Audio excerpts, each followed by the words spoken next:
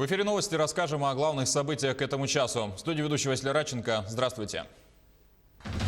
Село Кытыл-Дюра в Хангаласском районе находится под угрозой подтопления.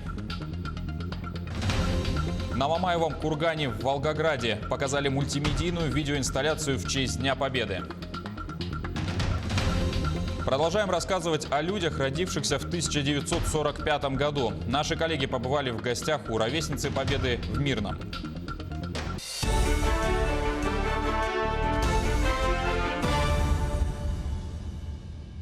В Якутии еще 12 человек выздоровели от коронавируса в минувшие сутки. Из них 7 выписали из инфекционной больницы села Сунтар, 5 человек из инфекционной больницы города Якутска. В том числе 3 вахтовых рабочих с Чаиндинского газоконденсатного месторождения. Проведенные после лечения повторные комплексные исследования показали отрицательный результат на COVID-19. Таким образом, всего на настоящий момент 81 человек в Якутии полностью излечились от коронавируса. Также почти 400 вахтовых рабочих вывезли из Чаиндинского месторождения. Это жители Омска, Улан-Удэ, Кемерово и Челябинска, у которых закончилась вахта и имеются отрицательные анализы на COVID-19.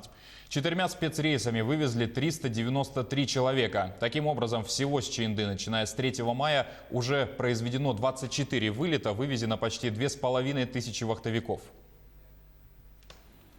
Глава Якутии Сэн Николаев выступит с обращением к якутянам сегодня в 15 часов дня по местному времени. Обращение будет транслироваться на телеканалах НВК Саха, Якутия-24 и радио Тытим. Теперь актуальная сводка по половодью на реках Якутии. У ледохода на Лене нижняя кромка находится у населенного пункта Синск Хангаласского района. Уровень воды там 173 сантиметра. Ледоход густой, верхняя кромка у населенного пункта Саныахтах Алекминского района. Уровень воды 9 метров 14 сантиметров, ледоход редкий. Ниже по течению до города Покровска отмечаются подвижки льда и разводья. Уровень воды 569 сантиметров. На участке Табага Якутск-Кангаласы суточный рост составил 50-100 сантиметров. Отмечаются закраины и лед подняло. Река Алдан. На первом участке нижняя кромка у населенного пункта Угино Алданского района. Уровень воды 481 сантиметр. Второй участок нижняя кромка у населенного пункта Белькачи Усть-Майского района. Уровень воды там 12,5 метров. Река Амга. Нижняя кромка у населенного пункта Чимнаи Татинского района. Уровень воды чуть менее 10 метров. Река Вилюй. Нижняя кромка 50 километров ниже населенного пункта Нюрба-Нюрбинского района. Уровень воды 10 метров. Затор ниже поста. Верхняя кромка 50 километров выше Нюрбы. Ледоход редкий. Село Кытыл-Дюра в Хангаласском районе находится под угрозой подтопления из-за высокого уровня воды на реке Лене. По состоянию на сегодняшнее утро жилой сектор пока не подтоплен, но 2 дома находятся под угрозой.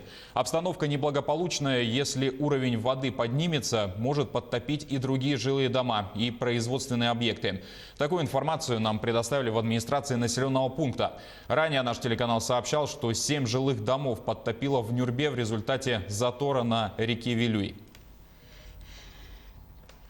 Лесопожарные службы потушили в России более 100 лесных пожаров в минувший четверг. Площадь очагов составила более 42 тысяч гектаров. Наибольшая доля пришлась на Забайкальский край. С участием парашютистов, десантников авиалесоохраны потушено 14 очагов.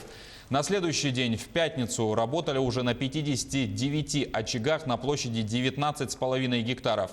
Благодаря работе огнеборцев за 2 дня в целом по России удалось сократить площадь горения в 2 раза.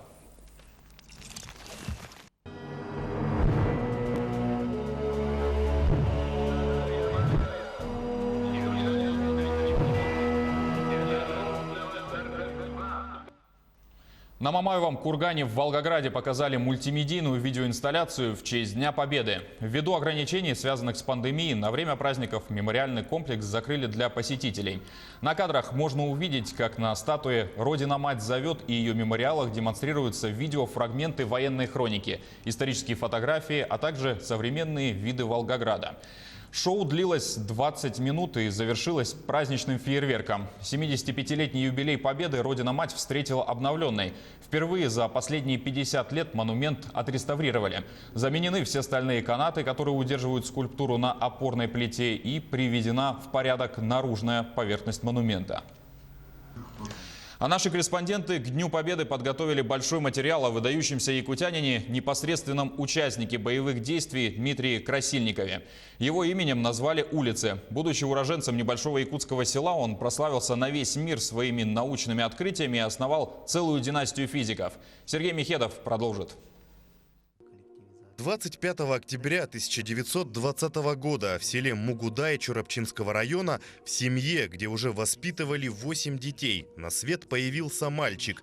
В сложные годы коллективизации никто и подумать не мог, каких высот достигнет этот человек. Звали его Дмитрий Данилович Красильников. Он успешно окончил Чурапчинскую 7-летнюю школу, поступил на рабфак при пединституте.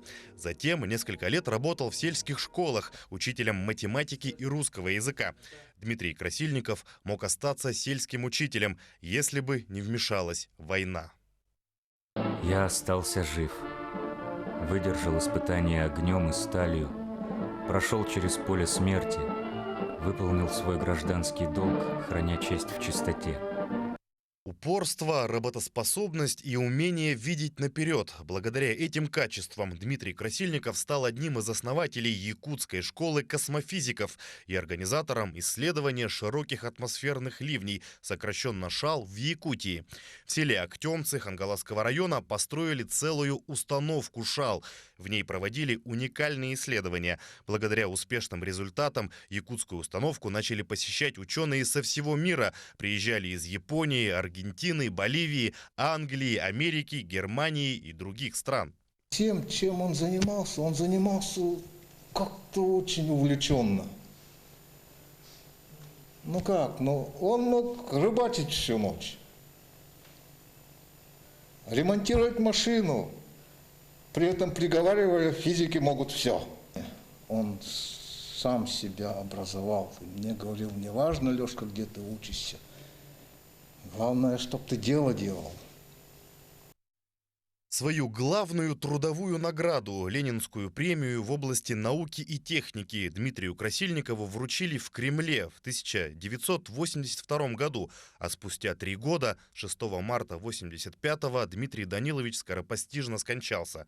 В этом году, год 75-летия победы над фашизмом, Дмитрию Даниловичу исполнилось бы 100 лет. Он, безусловно, принадлежит поколению тех людей, сильных, на чью долю выпало защищать страну и освобождать мир от фашизма. Вспоминаются слова Николая Тихонова. Гвозди бы делать из этих людей, крепче бы не было в мире гвоздей. После себя Дмитрий Красильников оставил множество научных трудов, но самое главное наследие – это, конечно, дети. А всего у Дмитрия Даниловича 3 детей, 5 внуков и 7 правнуков. Мой прадед Красильников Дмитрий Данилович воевал в составе Первого Прибалтийского фронта и под Витебском победили фашистов. Мы гордимся своим прадедом. Арина Красильникова. Мне 6 лет. Я тоже хочу быть ученым, как мой прадедушка Дмитрий Данилович. Судьба Дмитрия Даниловича Красильникова, история его жизненного и творческого пути, достойна памяти потомков. Даже война, страшная и беспощадная, не сломила, а напротив помогла ему найти в себе силы, чтобы стать доблестным примером для будущих поколений. Сергей Михедов, Владимир Павлов, Якутск. Продолжаем рассказывать о людях, которые стали ровесниками Победы. Сегодняшняя наша героиня – жительница Мирного Валентина Мамаева. О войне знает по рассказам, но тяжелые годы восстановления Родины пришлись на ее детство. В гостях у Валентины Алексеевны побывала наша коллега Ивана Филиппова. Она хоть и родилась в 45-м, небо с военными истребителями, к счастью, не застала. Валентина Мамаева – декабрьский ребенок из села Кимпендяй Сунтарского улуса. О страшных годах войны родители старались ей не рассказывать. Наверное, берегли детскую психику. Но все же одну историю, когда дорогой сердцу подарок спас маленькую девочку, мама ей поведала. Мы ехали в Сунтар, заехали, это же далеко. И вот она говорит, кому-то там зашли. И отец подарил еще, поженились, такую тарелку большую на память. Вот она говорит, мне жалко было, говорит, эту тарелку, но отдал за литр молока, говорит, там женщине, чтобы мне дали кормить меня. И вот этим, говорит, доехали туда. Сегодня Валентина Алексеевна говорит, главное, чтобы не было войны. Ей радость приносят ее дети и внуки. Их она учит якутскому языку, обычаям и традициям. Один из внуков в 20 лет занимается борьбой хапсагай. У меня интерес был к этому очень сильный якутский язык, к якутской культуре, вот баяна и все вот эти огню и говорю. Ну, не знаю, я вот так к вере и пришел, я с детства мне как-то вот. Вот как говорят, если человек что-то ищет, он находит. Меня, вот, кажется, Бог сам нашел. Все начиналось вот с якутского, бабушка меня учила там. Сказки вот эти, хар-хар-ха, чиргы, эти всякие. Помню, как вчера. И всю жизнь то, что с земляками, да, вот, саха, всю жизнь тренируюсь. Ну и как-то вот само пошло, что вот изучал. С первого дня Великая Отечественная война приняла всенародный характер, подняла на битву все народы огромной страны. За годы войны в ряды Красной Армии вступили 62,5 тысячи якутян. Из них больше 38 тысяч не вернулись домой. Самой кровопролитной для наших земляков военной операцией стала трагедия на озере Ильмень. 23 февраля 1943 года погибло более 300 солдат-якутян из 19-й лыжной бригады. Ивана Филиппова, Анна Винокурова, Денис Сиротин, телеканал «Алмазный край». Тысячи творческих людей со всей России приняли участие в онлайн-конкурсе «Спасибо за победу». Разного рода коллективы, профессиональные исполнители и любители присылали в адрес организаторов произведения о войне. Это песни и стихи собственного сочинения, а кто-то исполнил давно знакомые и любимые композиции. Среди участников конкурса была и жительница Якутска Алла Закирова, основатель и бессменный руководитель фольклорного ансамбля «Сардана». С ней пообщался наш корреспондент Александр Хавренко. Алла Тимофеевна Закирова – создатель и руководитель ансамбля «Сардана». В 1980 году на базе кружка хомусистов во Дворце пионеров она создала коллектив, который распространил звучание хомуса по всему Советскому Союзу и за его пределами. Ансамбль у меня был большой, конечно. Мы, во-первых, изучали Агокай, Чаваргах, Туюк. И с нами встречались ветераны. Очень с интересом вообще следили за нашей работой. Женщин ездили в Москву. По словам самой Аллы Тимофеевны, после выхода на пенсию ее жизнь заиграла новыми красками. Сидеть дома и смотреть телевизор – это не про нее. И даже в эти праздничные дни Алла Закирова решила принять участие в творческом онлайн-конкурсе «Спасибо за победу», где исполнила песню «Когда я уходил в поход». Я, пользуясь случаем, хотела бы всех поздравить с Днем Победы.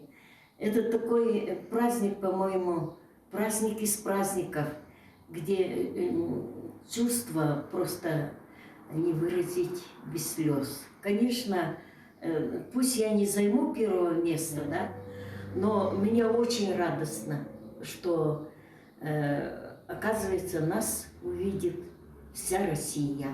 Когда я уходил в поход, далекие края, платком взмахнула у ворот моя любимая. На этом пока все новости. До встречи в следующем часе.